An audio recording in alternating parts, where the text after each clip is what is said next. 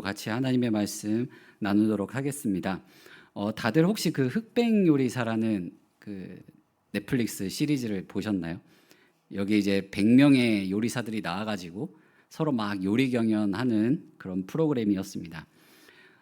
여기서 이제 수많은 셰프들이 스타덤에 오르고 많은 인기를 가졌지만 저는 여기서 이 최강록 셰프라는 분에게 굉장히 많은 이목이 끌렸습니다. 그분이 어떤 분이요? 지금 저기 사진 속에 가운데 서 계신 분이에요. 이분은 말이 굉장히 느리세요. 그리고 더듬으시고, 근데 이 더듬으면서 하는 한마디 한마디가 굉장히 매력이 있는 분입니다. 이분도 이제 흑백 요리사 촬영 이후에 굉장한 인기를 얻자 이제 TV 예능 프로그램에 출연을 하게 돼서 이제 메인 MC로 이렇게 출연을 해가지고 거기서 요리를 했습니다. 그 예능 프로그램이 뭐냐면 주간식당이라는 프로그램을 이분이 메인 MC로 나오게 됐습니다. 이 주간식당은 어떤 프로그램이냐면요, 손님의 이야기를 듣고 그 손님의 이야기에 맞는 요리를 대접하는 프로그램입니다. 근데 손님의 얘기를 들으려고 초청하는 이 손님들이 아무나 초청하지는 않았습니다. 다 유명한 사람들이 이 식당에 초대를 받아서 그 손님들의 이야기를 듣곤 했습니다. 이 프로그램과 이제 더불어서 한 프로그램을 더 말씀드리자면, 처음에 의도는 유명한 사람들을 초청하는 게 목적은 아니었습니다. 그냥 길거리에 가서 길거리 지나가는 사람 아무나 붙잡고 그 사람을 인터뷰하고 그 사람의 인생의 이야기를 듣는 프로그램이었는데, 그게 뭐냐면 바로 유퀴즈 온 더 블럭이라는 예능 프로그램입니다. 아마 한 번씩 보셨을 수도 있습니다. 초창기에는 막 길 가다가 뭐 아무나 붙잡고 인터뷰를 했던 프로그램이었는데, 이 프로그램은 코로나 시기가 지나고 코로나 시기를 겪으면서 이제 아무나 만날 수가 없다 보니까 그걸 계기로 이 유명한 사람들을 한 명 한 명 초청해 가지고 얘기를 듣는 프로그램으로 변하게 되었습니다. 이 프로그램 두 개만 보더라도 뭔가 아무나 출연할 수 없는 프로그램이죠. 누구나 다 출연할 수 있는 프로그램이 아니라 다 어느 정도 저명하고 유명하고 화제가 되는 인물들만 들어가는 프로그램이었습니다. 근데 이와 정반대되는 프로그램이 있습니다. 뭐냐면 한 끼 합쇼라는 프로그램이에요. 이 한 끼 합쇼라는 프로그램은 이제 유명 연예인들이 이렇게 MC가 돼가지고 출연하는 건데, 이분들이 메인이 아닙니다. 메인은 뭐냐면 이분들이 아무 집이나 문 두들겨 가지고요, 내가 밥 해줄 테니까 밥 한 끼만 합시다라는 프로그램이에요. 뭔가 앞에 두 가지 프로그램과는 정반대의 상황이죠. 그래서 이 한 끼 합쇼라는 프로그램에서는 밥 한 끼 하기 위해 온 그 해당 지역을 딱 정해가지고 그 지역만 계속 돌아다니면서 문을 두들깁니다. 뭐 아파트 벨도 수시로 눌러보고 몇 번을 눌러보고, 이게 밥을 이제 식사로 못 들어가니까 계속 방황할 때 이제 카메라 막 있고 하니까 이제 어린아이들도 막 따라옵니다. 뭐 피리 부는 사나이처럼 많은 아이들이 막 따라가요. 그래서 아이들이 이제 물어보기도 하죠. 뭐 하는 프로그램이냐 했을 때, 우리는 집에 가가지고 밥 한 끼 해주는 프로그램이다. 혹시 너네 집에 가도 되니? 애들을 붙잡고서도 이제 섭외를 하는 거죠. 근데 애기들은 어떻습니까? 이제 유명한 사람 또 카메라 이제 하고 TV에 나온다고 하니까 우리 집에 오세요 이 말을 해요. 근데 뒤에서 필사적으로 엄마들이 말립니다. 부모님들은 필사적으로 말리는 모습을 보여줘요. 근데 이들은요, 그 집에 못 들어가면 마치 길바닥에 앉아가지고 미션을 실패하고 버림받은 사람들처럼 보일 정도로 막 갑자기 좀 측은한 마음이 드는 장면들도 있습니다. 이분들은 이제 그 방송 프로그램, 방송 분량도 뽑아야 되고 방송의 취지에 맞는 목적도 달성을 해야 되는데 그걸 못하니까 그때는 굉장히 뭔가 실패자의 모습, 뭔가 뻘뻘뻘 돌아다녔는데 땀 흘리면서 돌아다녔는데도 목적을 달성하지 못한 그 모습을 보노라면 뭔가 이 사람들 막 실패한 것 같고 집에 못 들어가는 다른 사람들로부터 버림받은 사람들처럼 보여지곤 했습니다. 그 사람들 입장에 나는 굉장히 유명한 연예인인데 왜 들어가서 밥을 못 먹을까? 영향력이 이거밖에 안 되나 하면서 자존감이 떨어지는 모습들도 이 프로그램 중간중간에 보여지기도 했습니다. 오늘 말씀을 보게 되면 이와 같은 자존감이 낮아질 수도 있고 버림받은 것만 같은 사람이 등장을 하는데, 그 사람은 예수님께서 초청하시고 그 사람은 예수님의 초청하심에 기쁨으로 환대하며 큰 잔치를 벌이는 사람이 등장을 합니다. 그 사람은 바로 세리 레위입니다. 오늘 말씀을 통해서 우리가 바로 이 레위와 같은 마음을 가져서 열린 마음으로 큰 잔치를 열고 교제 자리로 나아가기를, 그런 교회가 되기를 간절히 소망합니다. 오늘 말씀은 예수님이 세리 레위에게 의도적인 목적을 가지고 접근하는 것으로 시작합니다. 예수님은 레위가 세관에 앉아 있는 것을, 어디 세관에 앉아 있는지도 아시고 그에게 접근하기 위해 자리를 털고 일어나셔가지고 뒤도 안 돌아보고 이 세리인 레위에게 가서 이렇게 말씀하십니다. 나를 따르라. 예수님은 이미 먼저 만나기 전부터 이 세리인 레위를 알고서 일어나가지고 자리를 털고 일어나가지고 그에게 다가간 겁니다. 그 말은 무슨 뜻이냐면 예수님이 지금 세리 레위에게 접근하셨다는 건 주권적인 선택을 가지고 그분에게, 이 세리 레위에게 다가갔다라는 겁니다. 그러고서 이제 대뜸 말하는 게 나를 따르라예요. 우리 성도님들 같은 경우에는 모르는 사람이 와가지고 나를 따르라 하면 따라가실 것 같습니까? 안 가죠. 애들한테도 뭐라고 해서 낯선 사람이 뭐 준다고 하면 절대 따라가지 마라, 이렇게 가르치는 게 우리의 현실입니다. 근데 이 다 큰 성인인 30대의 예수님께서 이 세리인 레위에게 다가가셔가지고 나를 따르라 하는 거예요. 뒤도 안 돌아보고 다른 말도 안 하고 나를 따르라 라고 말씀하십니다. 근데 더 재밌는 건 바로 이와 같은 예수님의 부름에 이 레위가 즉각적인 반응을 보인다는 것입니다. 근데 그의 반응이 뭐냐면 모든 것을 버리고 일어났다입니다. 모든 것을 버리고 일어난 것입니다. 여기서 일어나다라는 이 헬라어는 아나스타스라는 단어예요. 일어나다. 근데 이게 그냥 단순히 앉아있다가 일어나는 것을 뜻하는 표현이 아니라요, 나의 지난날의 과거의 모습을 다 청산하고 이제 새로운 삶으로 내가 출발하겠다라는 결단의 의지가 담겨 있는 단어로 이 누가복음을 쓴 누가가 자주 사용한 단어입니다. 이런 의미로 굉장히 자주 사용한 단어입니다. 그러니까 한마디로 이 세리인 레위는 예수님의 이 주권적인 부르심에 즉각적으로 응답했는데 모든 것을 순간 다 내려놓고 갔다라는 거예요. 그러면서 이제 보여준 반응이 뭐냐면 전적인 순종을 보여주게 됩니다. 이 큰 결단을 내린 레위는 예수님의 부르심에 화답해요. 나를 따르라 라는 이 말에 화답합니다. 우리 29절 말씀을 같이 한번 읽어보겠습니다. 레위가 예수를 위하여 자기 집에서 큰 잔치를 하니 세리와 다른 사람이 많이 함께 앉아 있는지라. 아멘. 예수님의 부르심에 모든 것을 버리고 따르기로 결정한 이 레위가 첫 번째로 보여준 모습은 뭐냐면요, 큰 잔치를 열어요. 예수님을 위하여 큰 잔치를 베풉니다. 근데 그 잔치 자리에 세리와 다른 사람들이 함께 모여서 먹고 마시고 즐거워 떠드는 시간을 갖게 됐다라는 거죠. 우리가 생각해 봤을 때 예수님과 제자들의 무리는 얼마 안 됐을 거예요. 근데 레위가 초청했던 사람들은 세리와 죄인들은 어마어마하게 많았을 겁니다. 왜냐하면 말씀에서도 큰 잔치라고 말한다면 이거는 보통 잔치가 아니었던 겁니다.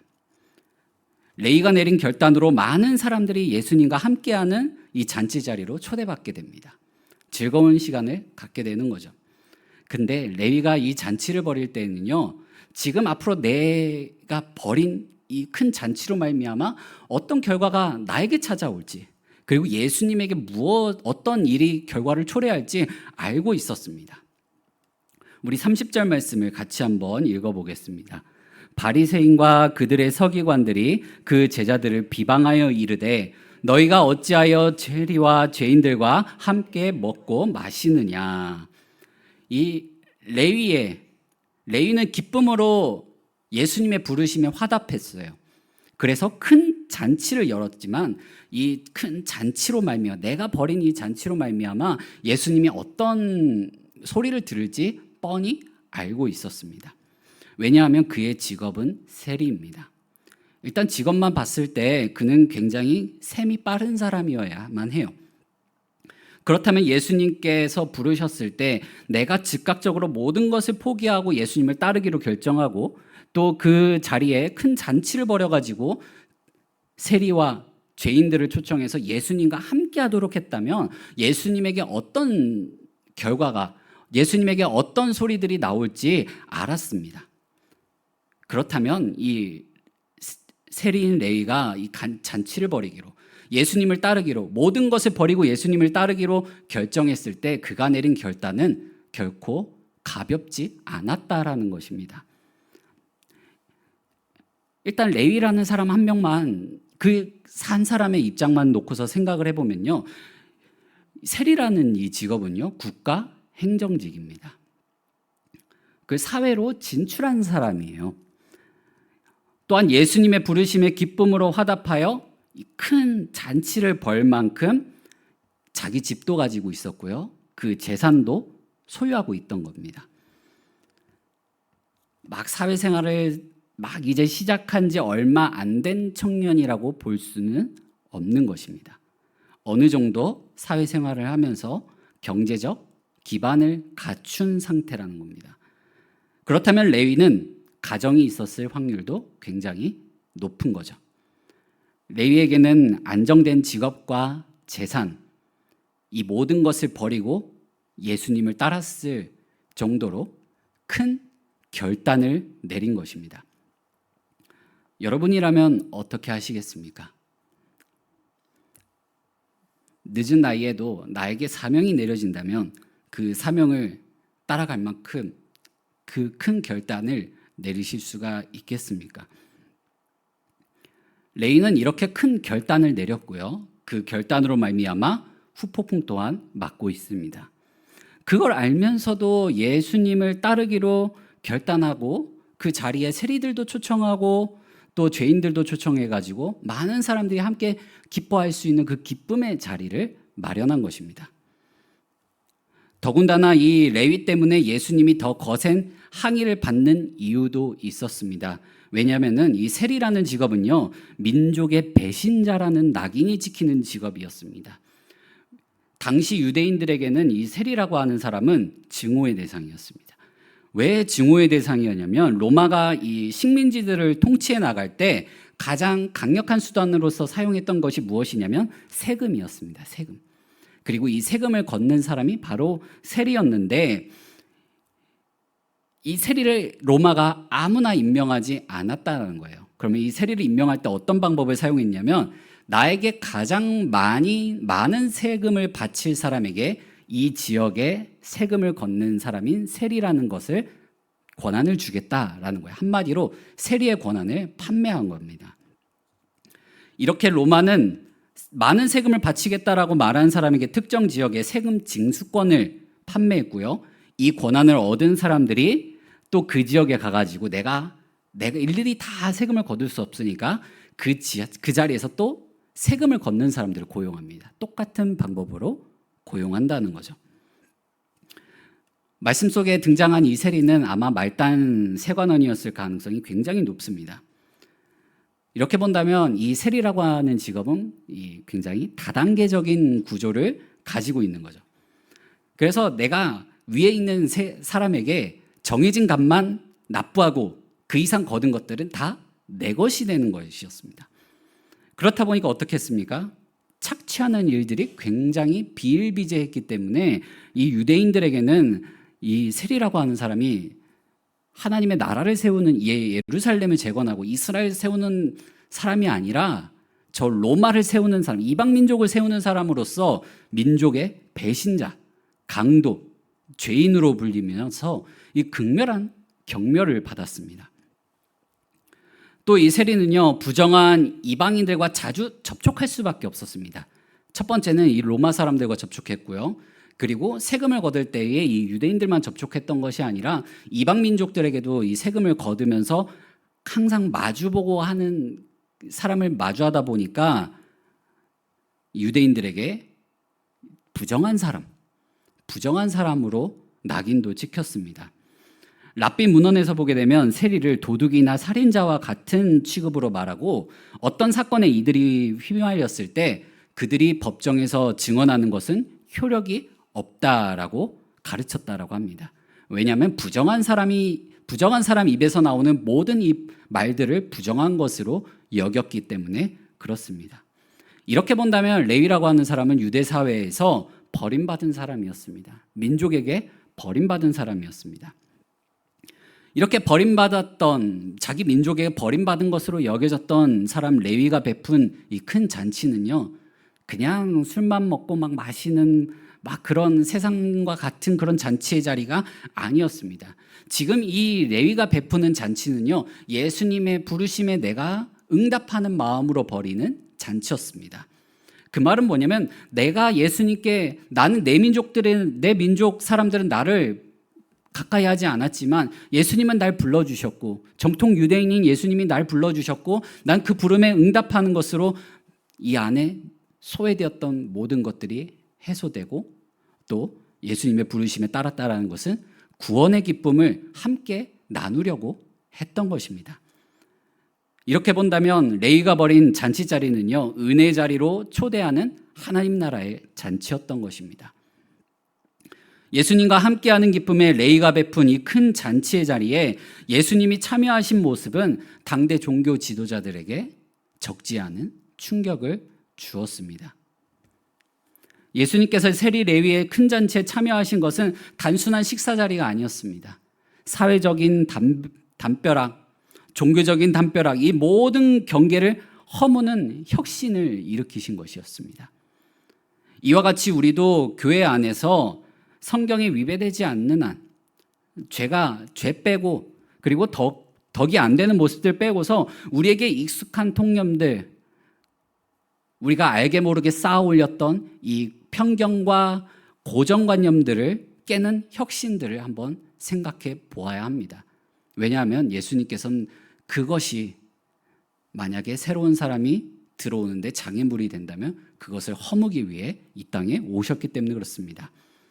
우리가 교회 안에서 혁신을 만들어내기 위해 우리 안에 굳어져 있는 사고, 또 익숙해진 고정관념, 이 전통들을 발견해낼 줄 알아야 합니다. 이것 때문에 교회에서 발생하는 차별이 있고요, 편견이라고 하는 이 높은 성벽이 쌓이기 때문에 그렇습니다. 우리는 여기서 더 나아가야 합니다. 다른 이들이 함께하지 못하는 그 진입장벽들을 없애야 합니다. 우리 안에 굳어진 그런 생각과 익숙해진 고정관념과 전통들, 우리가 쌓아 올린 성벽을 새로운 사람들이 올 때에 느끼게 만들 진입장벽으로 만들어서는 안 됩니다. 그러기 위해서는 우리 안에 바리새인을 찾아야 돼요. 세대별로 성벽을 쌓아 올리는, 판단을 하는 기준, 남과 나를 구분짓는 기준이 있다고 합니다. 10대 같은 경우에는 요즘은 잘 안 써요.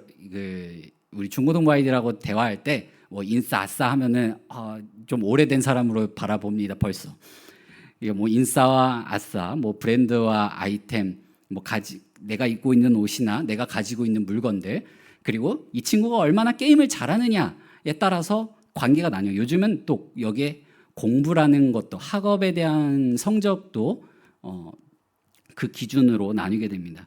이 10대들은 관계와 소속의 기준을 이렇게 나누고 있습니다. 20대가 관계를 나누는 기준은 뭐가 되냐면요, 잠재력과 가능성을 기준으로 나누게 됩니다. 그래서 어느 학교에 갔는지, 어느 학교에 무슨 전공으로 갔는지, 이 사람은 어떤 자격증을 얼만큼 땄는지, 어떤 노력들을 했는지, 어떤 커리어를 쌓아가고 있는지, 이 사람은 얼만큼의 매력적인 외모를 가졌는지, 자기 관리를, 몸매를 어떻게 갖고 나가고 있는지가 하나의 판단의 기준이 되고 사람을 나누는 기준이 됐다는 겁니다. 30대 같은 경우에는 성취와 안정이 기준이 됩니다. 직장과 연봉, 또 30대 이제 중후반에 넘어가면 이 사람이 자가를 소유했는지 아닌지, 결혼했는지, 자녀가 있는지 없는지 여부가 그룹을 나누는 기준이 됩니다. 40대가 가면은 이제 격차와 성숙의 기준이 됩니다. 내가 얼마만큼의 자산을 쌓아왔는지, 나에게 있는 자녀들이 어떤 대학에 갔는지, 학업은 얼마나 잘하고 있는지가 다른 사람과 자신을 나누는 기준이 됩니다. 그리고 내가 속해 있는 조직 내에서 어느 정도 위치에 있는지가 다른 사람과 자신을 나누는 기준이 됩니다. 50대는 은퇴 준비와 영향력이 기준이 된다고 합니다. 노후 준비가 얼마큼 되어 있는지, 이 사람이 사회적으로 얼마큼의 영향력과 명예를 가지고 있는지, 자녀는 결혼을 했는지, 독립을 해나가고 있는지가 결정이라고 하죠. 60대는 건강과 여유가 있다고 합니다. 이 사람이 얼만큼 건강한지, 또 경제적 여유가 있는지, 가족관계는 화목한지 많은지가 다른 사람과 자신을 구별짓는 기준이라고 말합니다. 이거 외에도 각 세대별로 말할 수 없는 많은 판단의 기준들이 있습니다. 사람들은 이 기준을 가지고서 그룹을 짓습니다. 이거는 오늘날 사람들이 만들어낸 또 다른 율법이자 정결 규례입니다. 예수님이 없애고 무너뜨리고자 하셨던 것입니다. 이게 우리 안에도 있기에 우리는 그걸 보고 발견할 수 있는 눈을 길러야 합니다. 예수님께서 레위의 잔치에 가신 것은 바로 이러한 모든 인간의 판단 기준을 다 이렇게 무너뜨리고 오직 하나님의 부르심과 그 하나님의 부르심에 내가 이전의 삶을 다 청산하고 하나님을 따르겠다라고 있는 이 회개라고 하는 응답만이 유일한 기준임을 선포하고 계시는 겁니다. 교회의 열린 식탁은 바로 이 모든 세대의 불안과 차별의 기준을 제쳐두고 오직 은혜 안에서 서로 환대하고 함께하고 즐거워하는 그런 기쁨의 공동체임을 우리는 기억해야만 합니다. 교회는 구원받은 기쁨을 나누는 자리입니다. 성도가 그 기쁨을 함께 나눠야 되고요. 이 기쁨은 우리끼리만 나누는 것을 넘어서 우리 지역사회에 있는 사람들과 더 넓게는 세계로까지 이 기쁨을 함께 나눌 수 있도록 이 기쁨의 장들을 열어나가고 뻗쳐나가야만 합니다. 바로 식탁의 자리로, 열린 식탁의 자리로 초대해야 한다는 것입니다. 전도라는 것은 단순히 복음만 선포하는 것이 아닙니다. 초대하려고 하는 자들을 마음을 다해 초청해가지고 그들과 함께 먹고 마시고 삶을 나누는 것입니다. 그게 바로 성경에서 말하고 있는 진정한 식탁의 자리, 환대의 자리입니다. 사랑하는 성도 여러분, 누군가를 전도하고 싶으십니까? 그렇다면 우리가 그에 맞는 환대가 있어야만 합니다. 함께 밥도 먹고 차도 마시고 같이 어울리고 삶도 나누고 그런 일을 해야만 합니다. 저에겐 전도의 대상이 한 명 있습니다. 거의 1년째 다가가고 있는데 여기 길 건너편에 카페가 있거든요. 그 다리 건너면 바로 보이는 카페가 있어요. 거기 오픈할 때부터 이렇게 유심히 보면서 거기 사장님과 좀 얘기를 좀 트고 복음을 한번 전해봐야겠다라고 하면서 오픈할 때부터 이제 일주일에 한 2-3번씩 가서 커피를 사 먹으면서 이런저런 얘기를 합니다. 9시 반에 가면 손님이 없어가지고 커피를 사면서 사는 순간부터 받아오는 순간까지 이 사장님과 스몰 토크를 굉장히 많이 할 수가 있습니다. 그래서 어디 사는지 알아냈고요. 여기서 1시간 반이 걸리더라고요. 그래서 이분 우리 교회를 전도할 수 있을까? 하지만 그래도 복음을 전해서 이분이 교회를 다니기를 바라고 있습니다. 그렇게 하면서 이제 어느 정도 친분이 쌓여가지고 꽤 많은 얘기들을 나누었습니다. 오늘도 이렇게 수요일 맞아서 전도하면서 그 가게에 이 비타오백 한 박스 이렇게 갖다 드리면서 얘기를 좀 하려고 했는데 점심시간이다 보니까 굉장히 바쁘시더라고요. 그래서 전달만 해드리고 나왔고 나중에 더 좋은 기회가 있다면 그분을 교회 자리로 초청하고 싶은 마음이 굉장히 큽니다.